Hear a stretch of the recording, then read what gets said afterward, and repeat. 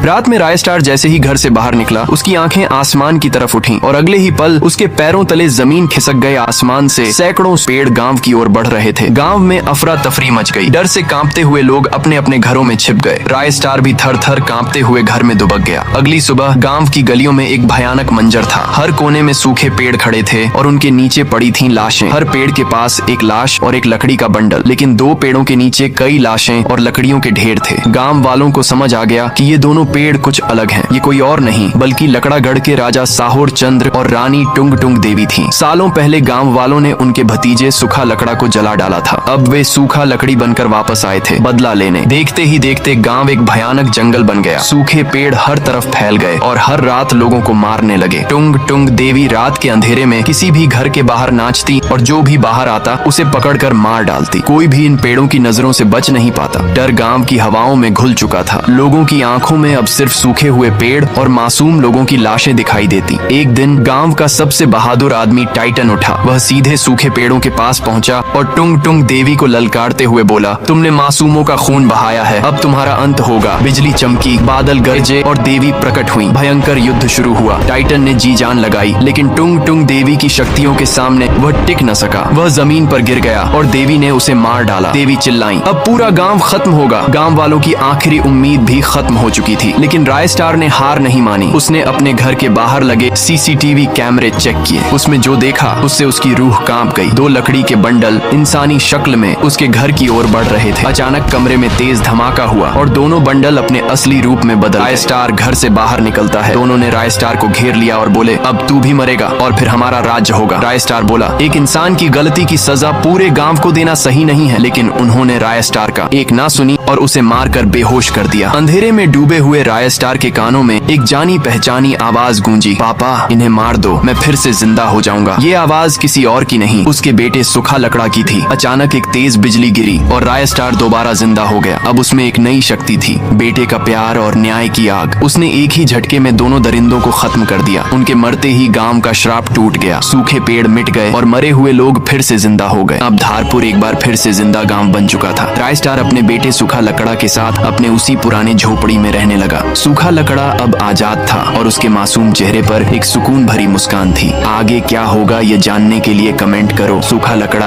अभी जिंदा है।